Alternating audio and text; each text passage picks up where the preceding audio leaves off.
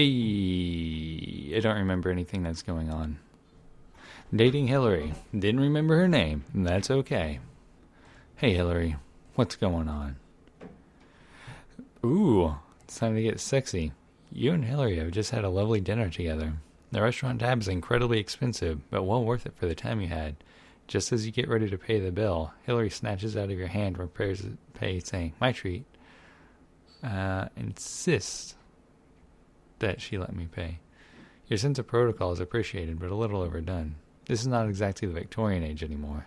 These days you run the risk of hurting a woman's feelings by not allowing her to pick up the tab when she wants to. That's more like it. When you get back to Hillary's house, she turns and looks at you with a fiery gleam in her eye. "Okay," she commands, "get naked." Boop. Long live the new woman. Hillary puts a strain on your heart that you may never get over. But hey, what a way to go. Yeah. More health. Since you are getting on in years, your friend suggests that a physical exercise program might be beneficial to you. L Club might not be a bad idea. Heck yeah. The price of membership was $500. Yep. After a week of sweating and toiling, you feel worse than when you began. Do you honestly think you can keep up with this? Yes. You certainly have the self-discipline needed for sticking to a rigorous exercise program. How about joining a nice aerobics class to get your heart in shape? Yep. The class is full of women at least 15 years your junior. Wendy is fond of wearing exercise socks that are cut low in front and high on the sides. Getting in shape might be more fun than you think. And a 1 bounce and a 2 bounce. At the end of the 6-week program, your body looks terrific, but you need a strong eyeglass prescription for the optical strain. Oh ho ho, hey. Physical 100. Ooh, perfect shape. Social and familial. Is my dad still alive? A relative whom you haven't seen in many years calls you up on the phone with a hard luck story. He needs approximately $5,000 in order to keep his house. You have heard that he has certain bad habits, though when he speaks with you he sounds decent enough. Perhaps he really has fallen on hard times. He appeals to you for the loan, which assures you he will repay within the year. I don't know. I have plenty of money. I'm not going to do anything with it. You are very generous, but also a bit naive. As you discover, if you had $1 for every excuse he comes up with, you would have been repaid. Fortunately, he only gets the excuses, not the cash. He must have had some fantasy that he might strike it rich and repay you doubly or triply. Some fantasies can get very expensive. No, I just didn't see any use in this amount of money. Alright, Hillary, what's going on? What? What? Can we get steady? You and Hillary make a handsome couple. Oh, yay. What's next? Social. Alright. Ooh, time to get sexy. A longtime friend and confidant tells you that he's having an unusual sexual problem with his wife. It seems that he can no longer get or maintain an erection like he used to. Well, go see a doctor, man. He returns to tell you that the doctor told him that his problems might have been caused by the high blood pressure medication he has been taking. He feels relieved. Now there is only one small difficulty. You notice that you're having the same type of problem. Well, do the same thing. The doctor gives you a checkup and tells you that there's nothing wrong with your system. Anxiety can certainly affect sexual functioning.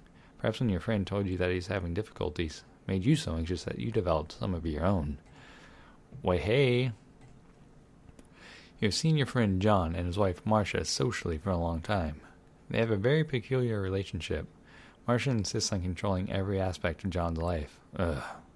One day, when you're talking to John, he confesses that about 3 years ago he began seeing another woman, one who is beautiful, kind, gentle, and loving. He has been thinking about leaving Marcia for this other woman, but unsure if he can. No, I can't. No, I'm not going to tell him anything. The sound of breaking glass punctuates your otherwise relaxing afternoon. You're glad you don't have to deal with any of this. You have just passed through middle adulthood. Family life has been good. During this phase of life, your body doesn't always respond the way your mind would like it to. A sore back after a hard day's work, or sore feet and legs after a long walk are not uncommon. In general, you are very fit for a man your age. Fortunately, you don't have to worry about drugs or alcohol ruining your health. Socially, you're doing quite well. You're developing a relationship with Hillary. It's never too late for romance. Now, regarding your emotional and personality development, you are very trustworthy. Even though we all have our secrets, you are doing a very good job keeping your wilder side under control. You seem to have negotiated your midlife crisis without becoming depressed. You can be sensible and understanding. You are usually cool, calm, and collected. People see you as an extremely wise person. They rely on you often for advice and are pleased with the results they get from interacting with you. The next phase of life is full of mixed blessings. You may feel old and lonely some days, and cheerful and strong on others. Our society certainly has its share of prejudices against older folks, but you can have rich and rewarding experiences despite this. You'll have your chance to thumb your nose at people who think you are too old to live it up a little. After all, you were doing most of these things and enjoying them long before these people were toilet trained. Hell yeah. It is not white hair that engenders wisdom. Beep. Okay, where are we at? Social and familial. Let's, I don't know, can we? Hillary invites you to her home for lunch. Even at her age, she takes meticulous care of everything, with no assistance from anyone else. She must be remarkably strong. As she gives you a tour of the house, you notice that this study looks like it was recently used for reading law journals. There is a smoking jacket hung neatly over the arm of one chair. The daily paper, a pipe, and a fresh pouch of tobacco on a stand. In the bathroom there are 2 toothbrushes. There is a pair of men's slippers besides hers on the floor next to the bed. You seem to recall that Hillary's husband passed on more than 10 years ago. Well, yeah, I'm curious. Very matter-of-factly, she tells you that those were her husband's belongings. Even though much time has passed, she still feels his presence in the house. She keeps the paper on the nightstand so she can read it if he wants to. And she keeps the fresh pouch of his favorite pipe tobacco on the table in case he would like a smoke. Sometimes she can smell the familiar odor of the smoke coming from the room, even though she knows he doesn't really smoke in there anymore. At holiday time, she buys him presents and often calls on him for advice on financial matters. 10 years, though. Well, I'll respect it, whatever. If you do, as it seems, really respect her behavior, you realize that surviving the loss of a spouse can be one of the most traumatic experiences in life. She realizes that he is gone, but still feels that somehow he's a part of her life. Her behavior may seem odd or eerie to some, but in reality it is just her way of reminding herself and reminiscing. She is not a social recluse who spends all of her day living in the past. It's just that this is her monument or tribute to a person who loves her dearly and doesn't want to forget. Do you think you can have a relationship with Hillary, given this kind of behavior? Sure, why not? Your sensitivity is very admirable. So is my dick. The thought occurs to you that it might be economical, practical, and convenient to putter around town on a small motorcycle. What? No. Are you not interested because you're afraid it is dangerous and you might get hurt? Yes. If you're careful, you won't get hurt. Would you like to try one? No. Suit yourself. Yeah, I'm going to explain to you why. Because I am old. I am not going to do something like that. Let's see if Hillary wants to live together. If you're thinking it over, Hillary agrees and you move in together. Hooray! Family. You just read an article in the paper about the importance of making out a last will and testament. In pondering the article, you wonder if you should do yours. Yep. Now's your chance to get even, right? Only kidding. Who's going to get your major possessions? I don't really have anyone. Maybe I should have married Kale. When your will is read, how would you like it to be done? Let's just have the lawyer read it. The traditional approach. Very classy. You know me. You've been thinking about calling up an old friend for a get-together. Perhaps you can discuss old times and have a few laughs. Yeah. You hunt for his number a while, then dial it carefully. It's so hard to see those small numbers sometimes. The voice on the other end sounds foreign. For a moment, you wonder who it could be. Probably a relative. When you ask for your friend, there's a long pause. That gentleman passed on about 4 years ago, he says. I'm sorry. By now, news like this is becoming routine. You spend the morning contemplating your own end. You can pick yourself up. This is difficult, but in this phase of life, very necessary. You are a survival-oriented individual. It is easy to give into depression and despair in this phase of life. Your positive attitude will keep you healthy and vital. Yeah. Let's see. I don't know. I'm going to try to get old married with Hillary. Give her a family heirloom. The second one. Hope she likes it. In the period of time that you and Hillary are getting to know one another, she sees you are a trustworthy character and approves of this aspect. Hillary sees your gentleness and likes this about you. Hillary sees you are responsible and make a good provider for your family. She approves of you in this respect.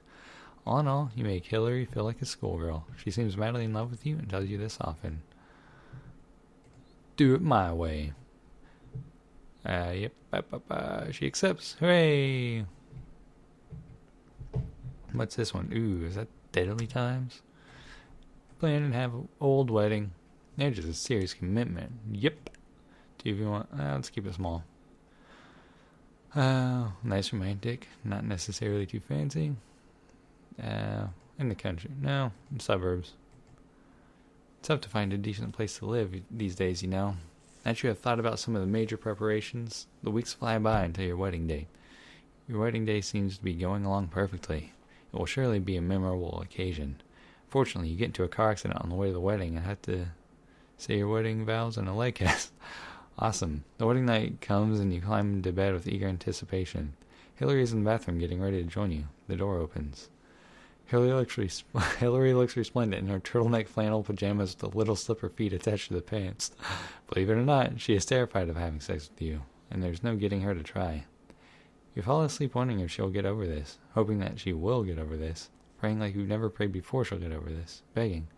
The next morning, the two of you get ready to leave for your honeymoon. By plane, I suppose? The trip to your honeymoon is a safe and pleasurable one.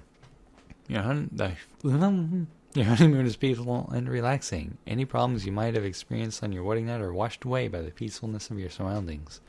This is the start of a lifetime that will be filled with many emotions. There is love, of course, but that will have to be tempered with tolerance.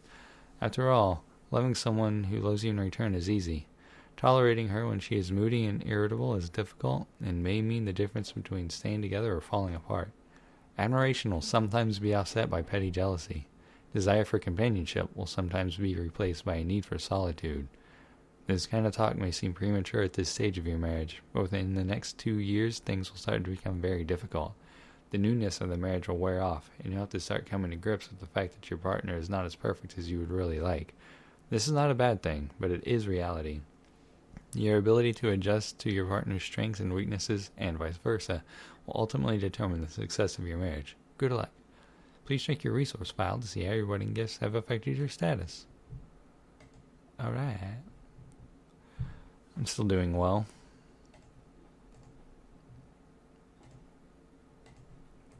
Let's see. Oh, let's go on a date. Don't presently... What? I have an experience with your wife. Your wife has become interested in photography and has signed up for a photography class with the local high school. Her assignment for this week is candid photography. As a result, everything you do at home is accompanied with a click word click. Yesterday morning, she snatched you just as you were rising and called the picture Squirrel's Nest Surprise. One afternoon, while you were alone in the house, sitting on the toilet, the telephone rings. I gotta do. Were you afraid that your wife would ambush you and take a picture as you were hurrying out of the bathroom with your pants around your knees? No, just doing is more important. Well, it's a good thing you didn't come out anyway. Yeah, 'cause I had to poo. While you're sitting quietly at a party, you notice a very pretty, very slim young woman in a short skirt bend over to pick up something she has dropped on the floor. Why would I do that? That's awful. It's difficult to resist such temptations, isn't it? No, it's not. It really isn't. The sight of her firm, round bottom brings back such sweet memories. That it does. Would you like to change your mind and give her a little pinch? No! That's very admirable. Yeah, well, I'm not an asshole, so... The Community Council is searching for a senior member of the community to help fund, sponsor, and direct a community art auction for the benefit of some local charities. The project leader will have to donate about $5,000 in resources. Sure, I can do that. Your social skills are extremely well developed. You use them to motivate community participation. You quickly become a local celebrity and hero to the recipients of the charity funds. You are given a special award by the mayor, which reads, with great appreciation for outstanding community service and striving toward the enhancement of the lives of others. Hooray! On occasion, you must rely on public bus to get you to and from places you want to go. Today the bus is particularly crowded, and you have to stand. You find an open area towards the back of the bus, where there is room to grasp a strong steel pole that extends from the floor to the bus to the ceiling. Your fingers wrap around the pole tightly. A fall could mean a broken hip or worse. As the bus moves, the shock of the gentle bumps is absorbed by your feet, knees, and legs. There is some discomfort. As a result, you lean forward slightly so that you can take some of the pressure off your lower body. Your back then begins to ache. A little girl with chestnut-colored hair and freckles, about 8 years old, has been watching you wide-eyed for the past 5 minutes. Not long ago, her mother whispered something in her ear, to which she looked up at you frightened and shook her head no. After watching you a little bit longer, she gets up from her seat, brushes it off with her tiny hand, and steps aside, motioning you to sit down. Sure. Gratitude is an important virtue to express. You realize that accepting the seat is a sign of neither personal nor emotional weakness. It is a simple fact of life. The child is young and in many ways stronger than you. She doesn't need the seat. As you sit, the release spreads rapidly through your body, though soon your joints will begin to stiffen in the seated position. The child is looking at you with a great relief on her face.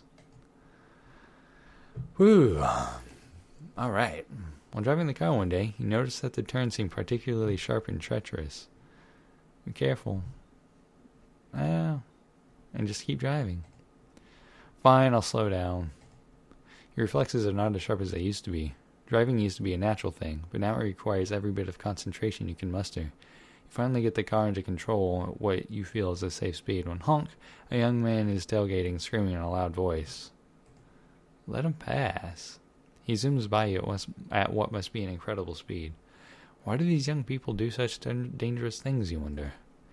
Because it does not seem dangerous to them. Can I have a baby? I'll adopt a child. Never mind. Forget it. I'm too old. It is a beautiful sunny day. There's lots of outside work that needs to be done. Well, let's do it. Complain about it, but don't do it. You try to do the work quickly. The old steam engine isn't pumping as hard as it used to. As a result, you get tired before the job is done. Save it for tomorrow. Consistency is key. A wise choice. What's the hurry, right? Intellectual and physical spheres rise. A young man walks up to you in the park and looks you square in the eye. Have you got a dime, he says. Sure. You reach down in your pocket and slowly sort through loose change. It's getting harder to discriminate the sizes and shapes of the coins these days. You finally find one that feels like a dime. You reach out and hand it to the young man, who looks at you quizzically. The time, he keeps saying. Your hearing is beginning to go. Dang. A group of men are getting together and forming a softball league called the Senior Sluggers. In order to play in this league, you have to be 65 or older. The idea seems like a worthwhile way of getting exercise. Sure. I'm physically fit. Okay. The rules of being in this league are as follows. No sliding, underhand pitching only. Every player in the league must dress in full uniform for every scheduled game. What position would you like to play? I'm worried about my shoulders.